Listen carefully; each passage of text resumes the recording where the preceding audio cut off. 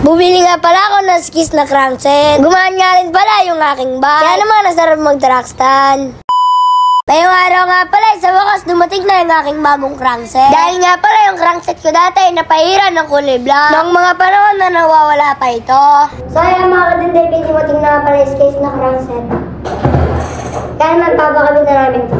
Dito nga pala, hindi na ako mapakalay, kaya naman ipapakabit ko na ito. Hinihintay na nga rin pala ako ng aking mga kaibigan. Dahil sasamahan daw nila ako. Dito ko nga pala nilagay ang aking bagong crankset. Dito nga pala nakabit na ito at nagbibilang nga pala si Papa Tampi dito ng pera niya. Dahil at ang binibili ay nakabudget lang yan. Kaya mga kalanday, nagpalit na nga pala tayo ng crankset para mas maangas.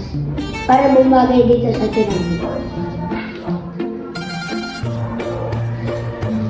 Kumuha na nga pala ako ng wipes para mapunasan ito. Kaso wala lang wipes tayo makisama. Ang hirap naman kasi mabuksan. After that nga pala nakakuha na ako. Kaya naman pupunasan ko na yung aking bagong crankset. Dahil nga pala ganito ako pag merong bagong part. Talagang alagang-alaga ko siya. Dahil nga pala ang sarap na makita yung bagay na mga pinaghirapan mo. Dahil nga pala ito hindi naman nakaw. Hindi nga pala katulad ni Lexi na nanakaw dati. Binarik nga pala dito kay pangit na. Sana hindi na ito mangyari sa aking bagong bike. Mas iingatan ko na nga pala ito. Wala pa nga pala itong pangalan, kaya naman pasagis ako mga kadinday. Gusto ko nga pala ito nag-astig pero cute. Huwag nga pala kayo mag-alala dahil nga pala makikita nyo pa si Lexi. Bubuhin nga pala yan ni Papa Tampi sa bagong bike. Bali nga pala ipipinturahan niya nga pala yun. Kaya naman mga kadinday, abangan nyo. Dito nga pala tinanggalan ko muna ng bellows at barte. Dahil nga pala meron magbibigay sa akin ng barte. At kulay pink daw ito. Kaya naman sobrang excited na ako. Pagkatapos ko nga pala linisin na ilalabas ko na ito para matesting ang aking bagong crankset. Titingnan natin kung talaga matigas ito. Pero lahat yan ay kakayanin ko. Paglabas ko nga pala na bahay, nakita ko si Tampo ay nagdodrawing. Mahilig nga pala si Tampo mag-drawing.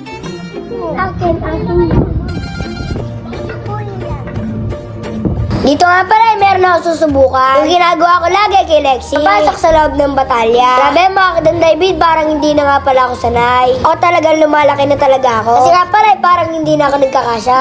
Tsaka nga pala doon ako unang nakilala. Track stand sa loob ng batalya.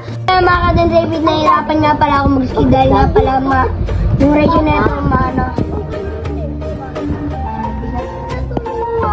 Ang ratio nga pala nito ay 49-40. Grabe, medyo matigas siya. Siyempre si Don David ay malakas, kaya naman kakayanin ko yan. Kaya naman simulan na natin. Mag-skid nga pala ako dito. Kaso nga pala pag mag-skid ako ay parang nahihirapan ako. Hindi nga pala ako kasi nakasuot ng cleat shoes. Medyo matigas nga rin pala ito. Nung hindi nga pala ako nakapag-skid ay nag-track stand na lang ako. Kung nakikita nyo nga pala mga ka-Don David ay may drawing ako niyang bike. Dahil nga pala puro bike kinasa utak ko. Ito nga pala napahanga ko na naman si Papa Tampi. Dahil nga pala hindi siya marunong mag-track stand. O diba mga kadunday, ang pogi na ng aking bike. Kaya naman laging gulat na gulat dito si Papa Tampi. Kaya naman mas ginalingan ko pa para bilan ulit ako ng bagong part. Siyempre wag muna ngayon. Waiting na lang tayo sa sahod. Nag-isip nga pala ako ng magandang bilhin. Kaya naman mag-suggest kayo. Yung babagay nga pala sa ating bagong bike. Kaya naman nagulat na naman dito si Papa Tampi. Dito nga pala itinaas ko yung bike. Grabe nga pala sobrang gana nito. Mga kadunday, gumana nga pala ito.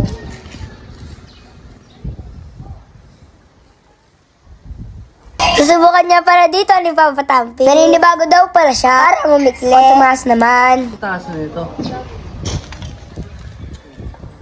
Lalo nga bumabay, naabot ko yun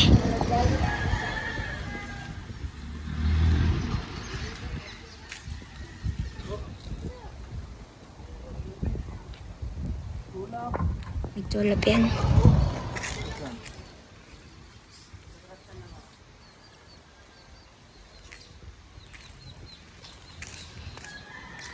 Bigyan mo yung gulang. Na. Bigyan mo kasi. Bigyan mo. Tawag mo.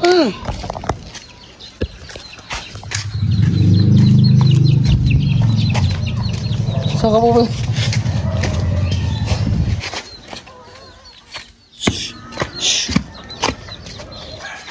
Ito nga pala nagpakitang gila si Tampo. Grabe, ang galing naman talaga ni Tampo. Bihira lang pala gamitin yung motor niya. Dahil bawal nga pala dito. Dahil nga pala sa sobrang ingay no. Kaya naman hanggang dito na lang ang aking storya. Paalam, bukas ulit. Grrrr!